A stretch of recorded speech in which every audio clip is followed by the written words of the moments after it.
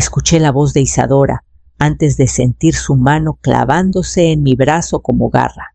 «Quédate atrás, Renata, por favor», me espetó con las uñas mordiéndome la piel. «Ese vestido es una vergüenza». Antes de que pudiera abrir la boca, me empujó detrás de una columna de mármol como si estuviera escondiendo una mancha en una noche que de otra forma sería perfecta. El golpe me dolió en el hombro y por un segundo humillante me apoyé en la piedra fría para no caerme. Esa tarde había pasado horas arreglando el dobladillo de mi vestido burdeos, cosiendo a mano donde la tela se había empezado a deshacer. No era nuevo, pero estaba limpio, decente. O eso creía yo. Teodoro estaba a unos pasos ajustándose la corbata, mirando para cualquier lado, menos a mí. Ni una palabra en mi defensa. Hacía años que no las decía. El salón brillaba a nuestro alrededor, luces ámbar suaves, adornos con bordes dorados, un cuarteto de cuerdas llenando el aire con notas elegantes. Los invitados entraban con telas oscuras y cortes impecables. Me encogí en el rincón que Isadora había elegido para mí, tratando de no sentir ese viejo ardor, de no encajar en un lugar que nunca fue para alguien como yo. Las puertas se abrieron otra vez y el ambiente cambió, como pasa cuando un nombre pesa más que la cara que lo lleva. Rodrigo Salazar entró tranquilo, seguro de esos hombres a los que todos voltean sin pensarlo. Isadora casi voló hacia él con una sonrisa estirada y brillante, extendiendo la mano. Él no la tomó. Su mirada pasó por encima de ella como si fuera una sombra. Y luego se detuvo. En mí me quedé helada sin saber si dar un paso adelante o esconderme más detrás de la columna. Pero él ya venía cruzando el salón, directo entre los grupos de gente, ignorando el brazo extendido de Isadora. Cuando llegó hasta mí, no dudó. Tomó mis manos con suavidad pero firme, como si hubiera ensayado ese momento durante años. Renata Aldama dijo en voz baja: «Después de tanto tiempo, te busqué». Un vaso se hizo añicos detrás de nosotros. Isadora lo había soltado. Se me cortó el aliento. El corazón me dio un vuelco tremendo, mientras algo que yo creía muerto para siempre subía desde lo más hondo con una fuerza callada y sorprendente. Todavía no entendía qué significaba, pero supe que esa noche no iba a terminar como había empezado, y cuando saliéramos de esa gala, nada en mi vida iba a quedar igual. El camino de regreso desde la gala se me hizo eterno. Las palmas de las manos todavía me hormigueaban donde Rodrigo las había sostenido, pero esa sensación se esfumó en cuanto crucé la puerta. El silencio de la casa se tragó todo, hasta el eco de ese reconocimiento inesperado. Esta casa solía ser mi refugio.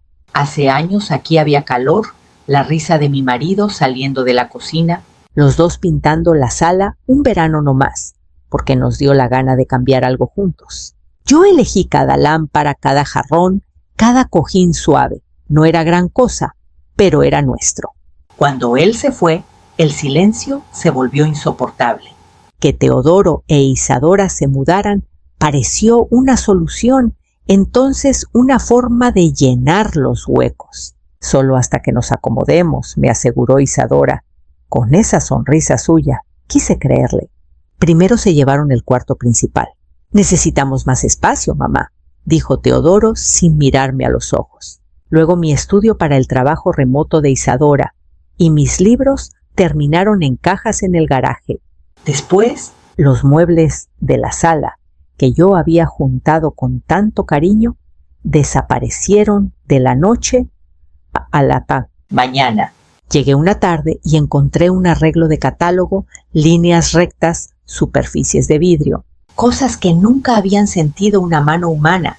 El sillón viejo de mi marido, el que usaba para leer todas las noches, ya no estaba. Nadie se molestó en decirme a dónde. Al final, Isadora anunció que no había espacio para todos y que yo estaría más cómoda en el cuartito de mini servicio junto a la puerta trasera. Un colchón delgado, un estante al lado de la lavadora que retumbaba toda la noche, sin ventana, sin cerradura. Isadora manejaba las cuentas. Es más fácil, así decía, mientras desviaba mi pensión a su presupuesto. Cada mes me daba una mesada chiquita doblada con cuidado, como si la generosidad pudiera tapar el control. Teodoro se fue alejando más hacia su órbita. Sus palabras sonaban a ella, su tono, sus decisiones. Yo me decía que era la vejez que así reacomoda el tiempo a las familias. Pero cada año me callaba un poco más. Se me iba un poco más despacio. Y cuando me acosté en ese colchón flaco, después de la gala, la pregunta que tanto había evadido me apretó más fuerte que nunca, empujándome hacia una verdad que ya no podía ignorar mientras la mañana se colaba. Casi no dormí después de la gala. Cada vez que cerraba los ojos, veía la cara de Rodrigo Salazar firme, segura, como si no solo me hubiera reconocido, sino que me recordara de verdad. Esa mirada me persiguió toda la noche, mucho después de que se apagaran las luces del salón. Por la mañana el cansancio me pesaba en los ojos, pero no tuve tiempo de recomponerme. Isadora abrió la puerta de mi cuartito sin tocar, las bisagras rechinando, ni se molestó en entrar con suavidad. ¿Por qué te miró así, Rodrigo Salazar? Anoche exigió. ¿De dónde lo conoces? Me senté en el colchón, alisando la cobija, más por costumbre que por comodidad. No lo conozco, dije. Era verdad, pero había una duda en mi voz. No había olvidado cómo dijo mi nombre, como si lo hubiera cargado durante años. Isadora entrecerró los ojos. No juegues conmigo, Renata. El futuro de Teodoro depende de las relaciones que construyamos. Si empiezas a llamar la atención, nos vas a complicar todo. Su tono no dejaba espacio para platicar. Era una advertencia disfrazada de consejo. Se fue tan rápido como llegó, cerrando la puerta como punto final a una oración que yo no había escrito. Respiré hondo buscando calma en el silencio. Ahí vibró mi celular. Un mensaje de número desconocido, seco y directo. Necesito hablar contigo. Se trata de tu pasado. Rodrigo Salazar. Me quedé mirando hasta que las letras se emborronaron. No le había dado mi número en la gala, ni a él ni a nadie. El escalofrío que me recorrió no era miedo puro, sino algo más enredado, como el principio de un hilo que se empieza a desatar. ¿Cómo me encontró? ¿Por qué ahora? ¿Qué parte de mi pasado le podía importar a un hombre como...? Él lo leí otra vez, antes de contestar, aceptando vernos. Esa tarde, en un patio tranquilo del centro, iba a enterarme qué era lo que él creía que tenía que decirme, y por qué su presencia había puesto tan nerviosa a Isadora. El patio estaba tan callado que se oía el roce seco de las hojas arrastrándose por el piso. Llegué temprano sin saber si quería respuestas o distancia. Cuando Rodrigo entró, no miró alrededor buscando público como hacen muchos hombres importantes. Vino directo hacia mí con una seriedad que me aflojó algo en el pecho. Gracias por venir, dijo sentándose frente a mí. Nada de encanto, nada de show, pura sinceridad. Por un momento no dijimos nada. Luego se inclinó un poco. Nos conocemos de antes, Renata. Hace muchos años. Le busqué en la cara tratando de que la memoria subiera, pero nada. No se desanimó. Fue en una clínica de voluntarios en la zona oriente, siguió. Estabas discutiendo con un doctor residente por una señora mayor que llevaba horas esperando. Todos la habían pasado por alto. Tú no la dejaste. Parpadeé sorprendida. Una imagen borrosa, luces fluorescentes, sillas llenas, una mujer agarrándose el pecho. Confusión en los ojos. Recordaba haberla defendido, pero solo como uno de tantos momentos de esa época. Nada que valiera la pena recordar décadas después. Hablaste con convicción, dijo bajito, firme pero respetuosa. Me marcó. Me contó que después trató de buscarme. Quería a alguien como yo, alguien que diera la cara cuando los demás volteaban para un proyecto de defensa de pacientes que estaba armando. Pero cuando buscó en registros públicos, mi nombre desapareció después del matrimonio. Fue como si te hubieras esfumado, dijo. Cuando el comité de la gala le pasó la lista de donantes el mes pasado, vio el apellido Aldama. Esperé que fueras tú, confesó. No quería perderme la oportunidad otra vez. No supe qué decir. El recuerdo era apenas un hilo, pero él lo contaba como si hubiera sido un punto de quiebre. El peso de eso se quedó entre nosotros, no pesado, solo imposible de ignorar.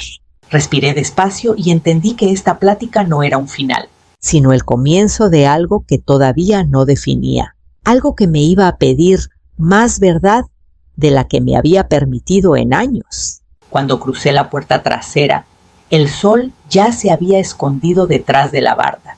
Apenas me quité los zapatos cuando apareció Isadora en el pasillo, brazos cruzados, bloqueándome el paso como si me estuviera esperando. Entonces dijo con voz afilada: «¿Te reuniste con él?» Abrí la boca, pero no me dejó hablar. «¿Estás tratando de hacernos quedar en ridículo, manipulando a un hombre como Rodrigo Salazar?» «Por atención, ¿tienes idea de lo desesperada que se ve eso?» Las palabras me pegaron una por una, duras y conocidas. Él me pidió hablar, dije bajito. Solo contesté el mensaje, nada más. Se acercó más su perfume, ahogando el pasillo estrecho. De ahora en adelante, nada de andar por ahí, ni reuniones inesperadas. Y mucho menos pláticas con gente que no tiene nada que ver contigo. Quedó claro. Por un segundo me pregunté si se escuchaba a sí misma, si se daba cuenta de que le estaba hablando a la mujer que abrió esta casa sin dudar. Pero su cara decía que no pensaba en historia ni en agradecimiento, solo en control. Asentí porque resistir ahí no llevaba a nada. Se dio la vuelta y se fue despachando la plática como si fuera un trámite administrativo. Esa noche, Teodoro tocó suave a mi puerta. No entró del todo, solo se recargó en el marcomanos en los bolsillos. Mamá empezó mirando al piso. Isadora y yo estamos con un aprieto financiero. Vamos a necesitar una parte más grande de tu pensión a partir del mes que entra. Solo hasta que se estabilicen las cosas. Su tono era plano, ensayado, dolorosamente lejano. Las palabras no sonaban a él, sonaban prestadas, salidas de otra boca. Lo vi moverse incómodo, esperando que aceptara sin chistar como siempre. Algo dentro de mí se asentó con una claridad pesada y tranquila. No me estaban cuidando, me estaban administrando, calculando, usando. Asentí apenas no porque estuviera de acuerdo, sino porque por fin entendí de qué iba la plática, una confirmación del papel que me habían tallado, un papel que ya no podía fingir que no veía mientras la mañana siguiente se acercaba, trayendo el peso de lo que sabía que tenía que enfrentar. El aviso del banco llegó un jueves por la mañana, metido entre cupones del súper y un volante de caridad. No me enteré hasta que oí el ruido suave del papel rasgándose Isadora, abriendo el sobre frente a mí, echándole un ojo y tirándolo a la basura como si fuera propaganda. Nada importante, dijo ya caminando para otro lado. Algo en su voz me apretó el estómago. Cuando la casa quedó en silencio, saqué el aviso de entre los granos de café y una lista de compras rota, alisando el papel húmedo con manos temblorosas. No era nada. La carta me agradecía por haber solicitado un préstamo, uno que nunca vi, mucho menos firmé. Mi nombre estaba impreso arriba y abajo, una imitación temblorosa de mi firma, parecida pero equivocada en detalles que solo yo notaría. Un frío pesado se me instaló en el pecho. Esa tarde, cuando Isadora se llevó a Teodoro a una junta, recorrí la casa con cuidado, en silencio deliberado. Me decía que solo quería entender que no estaba acusando a nadie. Todavía. Pero algo más adentro ya sabía la verdad. En la oficina de Teodoro, los cajones atascados de tanto papel desordenado. Revisé recibos, estados de cuenta, viejos recordatorios escritos a mano por Isadora. Y al fondo del cajón más bajo, una carpeta delgada con mi nombre. Adentro una escritura de transferencia de propiedad, mi firma. Y en letras frías, Teodoro Aldama, propietario único. Se me cortó la respiración. Por un rato largo, la habitación se sintió lejana, como si viera a otra persona descubrirlo en vez de vivirlo yo. Hace 3 años, Isadora me había dado un montón de papeles diciendo que eran renovaciones de seguro, sonriendo sobre el borde de su taza de café, asegurándome que su eficiencia era una bendición. Hace 3 años le creí. Ahora entendía qué había firmado de verdad. Mi casa me la habían quitado, mi pensión desviada, mis derechos arrancados poco a poco con cuidado, firma falsa tras firma falsa. Me quedé ahí, en esa oficina a media luz, la escritura temblando entre mis dedos, entendiendo hasta dónde llegaba la traición y qué tan callada había crecido mientras yo me decía que era más fácil no preguntar. Y al poner la carpeta exactamente donde la encontré, un pensamiento empezó a tomar forma, firme e imposible de callar, guiándome hacia lo que sabía que tenía que hacer después. No los enfrenté, todavía no. La rabia, el dolor, todo latía bajo mis costillas. Pero el instinto me dijo que las palabras, sobre todo las mías, solo las iban a torcer hasta convertirme en el problema otra vez. Así que actué en silencio. A la mañana siguiente, mientras estaban fuera, saqué copias de todo lo que encontré, el aviso del préstamo, la escritura, hasta los sobres. Cada hoja pesaba más que papel, como prueba de algo que había temido nombrar. Las metí en una funda de plástico y las escondí bien adentro de una bota vieja de invierno en el fondo del closet, un lugar que nadie había tocado en años. Sentí una calma extraña al volver a poner la bota en la oscuridad. Después de eso, todo se puso más nítido. Empecé a notar detalles que antes dejaba pasar. Isadora viendo anuncios de casas en su celular cuando creía que no la veía. Teodoro susurrando de noche sobre liquidez con voz tensa. Comentarios casuales sobre asilos de ancianos metidos en la plática, como si fueran sugerencias, inocentes. El patrón ya no era sutil, estaban preparando vender la casa y planeaban sacarme de en medio. Por primera vez en mucho tiempo, el miedo no me paralizó, me empujó adelante. Contacté a Rodrigo no porque esperara que me resolviera nada, sino porque era la única persona que me había mirado en meses sin cálculos detrás de los ojos. Cuando nos vimos de nuevo, le conté lo que encontré. Solo los hechos sin lo emocional. Escuchó sin interrumpir. Luego me dio el nombre de alguien de confianza, una abogada especializada en abuso financiero a adultos mayores. No tienes que pasar por esto sola, dijo sin presión, solo claridad. Llamé a la abogada esa misma tarde. Oír mi voz contando lo que me habían hecho fue como quitarme un peso que no sabía que cargaba.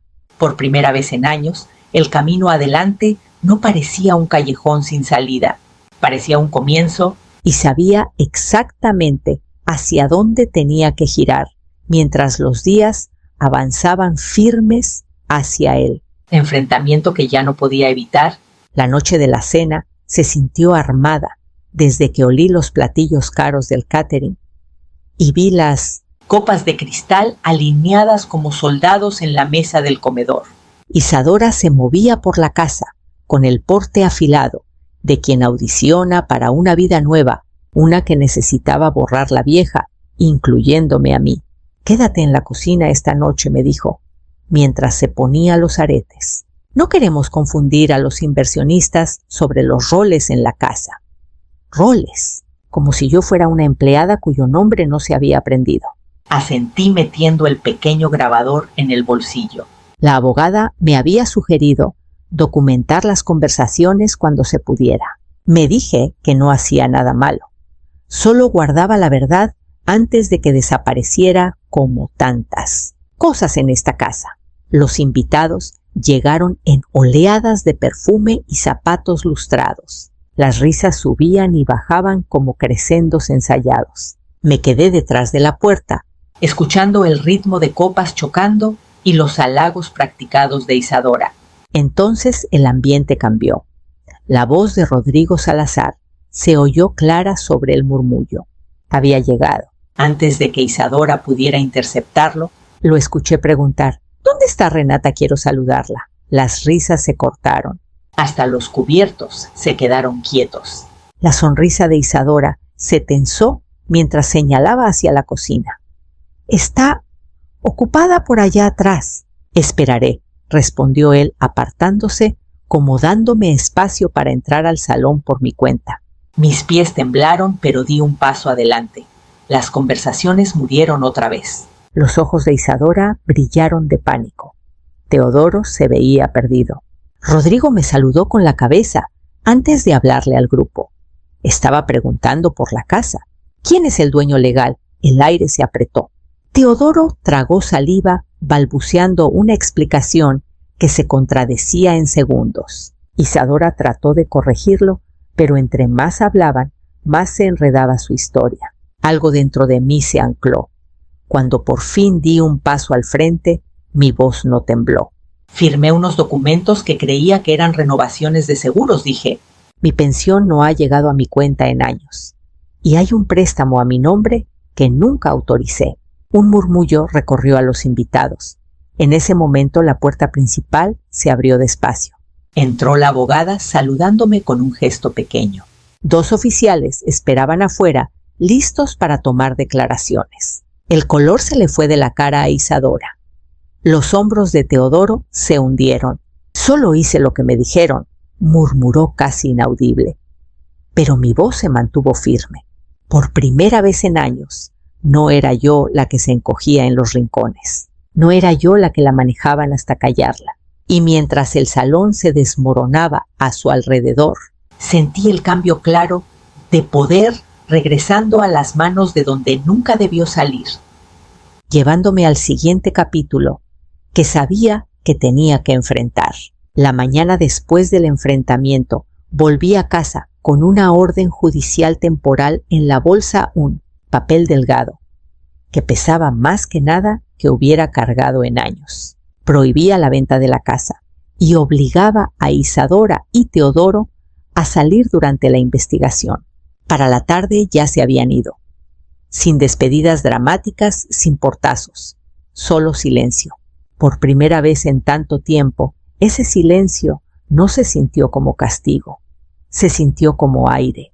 Recorrí las habitaciones despacio, casi con cuidado, como si la casa pudiera encogerse ante mi toque después de tantos años de ausencia. Mis dedos siguieron los bordes de los marcos de las puertas, las ranuras suaves donde mi marido y yo lijamos la madera juntos. Cada marca, cada raspón traía un pedacito de nosotros, de la vida que hicimos antes de que yo permitiera que la sepultaran. Bajo las necesidades de otros, el vacío era impactante. Sin el desorden escenográfico de Isadora, sin el eco de sus pasos apresurados. Dolía así un dolor agudo y hueco, pero debajo de eso, algo cálido se movía. Espacio, posibilidad, respiración. Rodrigo vino una vez esa semana tocando suave antes de entrar. Se movía con la misma certeza callada de siempre, pero no se quedó mucho. Cuando me preguntó qué necesitaba, le dije la verdad: tiempo. Necesito ver dónde termina el duelo y empieza la costumbre. Asintió como si ya lo entendiera. Después de que se fue, empecé por mi cuartito, quité el colchón delgado, barrí el polvo acumulado atrás, abrí la ventana que habían pintado cerrada hacía años. Compré una cama nueva, sábanas nuevas. Doblé mi ropa en cajones en vez de apilarla en esquinas. Me permití ocupar espacio otra vez.